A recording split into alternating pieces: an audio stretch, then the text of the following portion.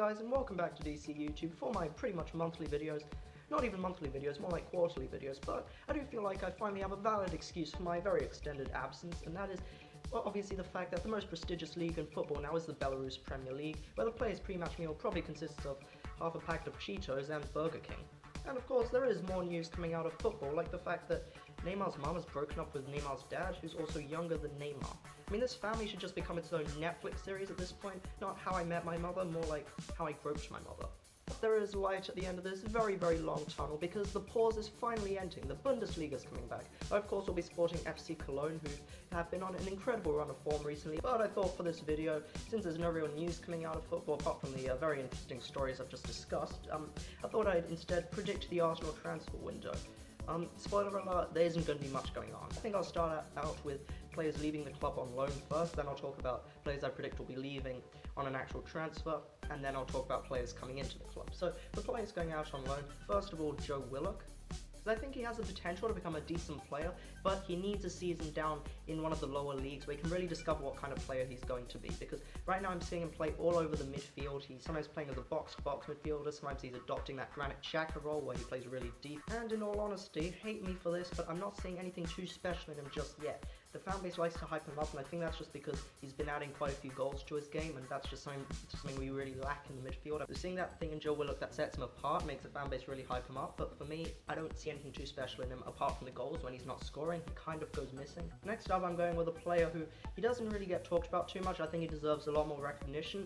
Florian Balogun. He plays for the Arsenal reserves, and he's a prolific goal scorer. I think he could really benefit from getting a season down in the lower leagues with a team that he's actually going to get playing time with, because you know, Championship, League 1, League 2, these are all much more competitive leagues than whatever the Arsenal reserves play, and I have absolutely no idea. He's played pretty much every position you can think of. I have absolutely no idea what type of player he is. Like, he says he's a midfielder, you know, his performances in the midfield have been poor, but at the same time you can tell he's not a defender. When he plays right back, right wing back, you can tell that he's not comfortable there. When he has players running at him, he tends to make mistakes. If he can go down to the Championship or even a lower Premier League team, getting games in the midfield, centre midfield, wherever he wants to play, that would be usually beneficial to him. Now those are the players I think will be going out on loan. There could easily be more if Arteta feels that they're not getting enough playing time. I don't know, but here's the players I expect to be going out. Let's start with Dani Ceballos. His loan ends with Real Madrid. I mean, if the season doesn't finish up, then his loan spell's already ended, and apparently Arsenal don't want to renew his contract. I personally agree with that decision. The most notable thing he's done with us has been pull his hamstring. He scored one goal, got a couple of assists, but for me he's not really up to the high intensity play of the Premier League. Under pressure he's lost the ball too many times. I remember one against Liverpool where he literally just played it right into Mane in the box, and luckily Mane messed up the chance. Next up I've got Mohamed El Neni to be leaving us. I personally think Arsenal definitely want to get rid of him. It's pretty clear when they loaned him out to Besiktas. I don't think he's really up to Arsenal quality. He does do his job, which is just passing it around. He's a good distributor of the ball, I guess, but too much of it's just sideways, backwards. I don't really know how he's doing in Besiktas. I couldn't really care less, to be honest, because he just hasn't succeeded at Arsenal. That's what matters. Next up, I've got leaving us Henrik Mkhitaryan. This one's evident. He doesn't want to be here. I don't want him to be here. No one wants him to be here. He's had a really good season over at Roma, and that's great and all, but he just hasn't succeeded in the Premier League. He wasn't good enough for United. Next up, I've gone with Callum Chambers, and he has had a decent season for us, but in all honesty, like, he's getting on in the years. He's like 26 now or something, and he's just not up to the quality of Arsenal, to be honest. I mean, if we get a decent offer for Callum Chambers, out the door. Despite our absolutely shocking defending at times, we do have a lot of centre-backs, and we probably should offload some of them so that we can actually replace them with people with a little bit of defensive knowledge, and obviously William Saliba's coming in next season, so one more centre-back I'd say we get rid of, Sokratis. He's a very specific kind of player. When he's on the ball, he just doesn't look comfortable. You remember he was absolutely dreadful under Emery, because Emery always wanted us playing the ball out of the back, and Sokratis was clearly not comfortable with it. And in some teams, a defender like him, just no nonsense, you know, defends well, gets the ball out, is good. But for a team like us, you know, who want to play some nice football under Arteta, I don't think he's going to really work out. Next up, I've gone with Mesut Ozil, and this isn't even really a prediction. I predict he's not going to leave us. This is just something I personally would like to see, because he's taking up a lot of wages, and the fact is he's just, ever since he signed the new deal for me, he's not been up to speed. He's been incredibly inconsistent, goes missing. Under Wenger he flourished, but I mean, he's had a bit of a resurgence under Arteta. He's looked a lot better. Obviously there were a lot of problems between him and Unai Emery, but in all honesty I'd just rather we get him off the wage bill. Next up, it's the big one, the controversial one, the one nobody wants to see happen unless you're stupid or a Spurs fan. It's Pierre-Emerick Aubameyang.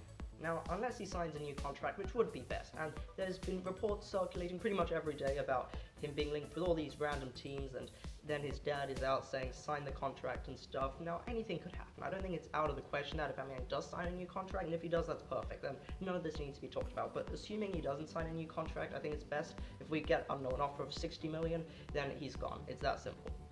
I'm just tired of at Arsenal players running down their contracts, sitting on these huge contracts, not signing new deals, and then they just run them down to their final year, and then they don't even want to be there, they're not playing, and it's just a massive waste, and then we end up losing a potential 50, 60 million on them. We've seen that in the past with Ramsey, Alexis, and I don't want us to make the same mistake with Aubameyang. So yeah, threaten to come and take a dump on my lawn if you must, but that's just how I view the whole situation. Now we get into predicted arrivals to the club, and in all honesty, I don't think there are going to be too many. We're losing a lot of money because we're not getting the ticket revenue, so that's going to be a massive blow to our transfer budget, and as we already know, Kroenke's very unwilling to invest. First of all, I'm going to go with Axel Disasi. I think it's very likely that he could come. It's a very realistic transfer for Arsenal to make. I mean, we've seen similar transfers in the past with Guendouzi, Martinelli, of us finding these gems in the lower leagues of other countries and bringing them in. I trust he's going to be a very good player. It's a realistic signing for us, probably wouldn't be too expensive for us to make. He's obviously playing down in League 2, they're not going to demand too much. Then there's obviously the whole Thomas Partey rumours that have been circulating for ages. I personally don't think that the transfer is at all out of the question. I think it could happen, but in all honesty, I don't really see why this is so much of a priority. I think getting in a better centre-back than Disasi is probably a bit more important. All of this Thomas Partey hype, I think, has blinded the fan base and made us completely forget that we have one of the best ball-winning midfielders in the league in Lucas Torreira. Now, Torreira's had a very tough start at Arsenal, let's be real with it. When he was playing him, Emery was playing him out of position, and Arteta's just not been playing him as much. Games he's been preferring to play Ceballos because I guess the logic is that we'd be able to more easily break teams down, but in all honesty, I think if you're going to play Ceballos in the central midfielder area, it would make more sense to play Lucas Torreira. Torreira is more of a player that's going to make things difficult for the other team's midfield, and for me, I think Torreira should be starting week in, week out. I know that he's obviously broken his ankle, but I think that probably by the start of next season, and the season start might easily be delayed as well, he probably should be okay. But I don't think he's a priority, and we definitely shouldn't be splashing the cash on him. We should be looking at other positions which are more important. I personally think bringing in a top quality centre back or even another winger is much more important. But those are my thoughts on the Arsenal transfer window. Do you agree? Probably not. If you disagree, tell me what you think in the comments. Like the video if you enjoyed this one, or if you didn't enjoy this one, please like the video as well. Subscribe to the channel if you're new. Thank you so much for watching, guys. I'll see you in a bit.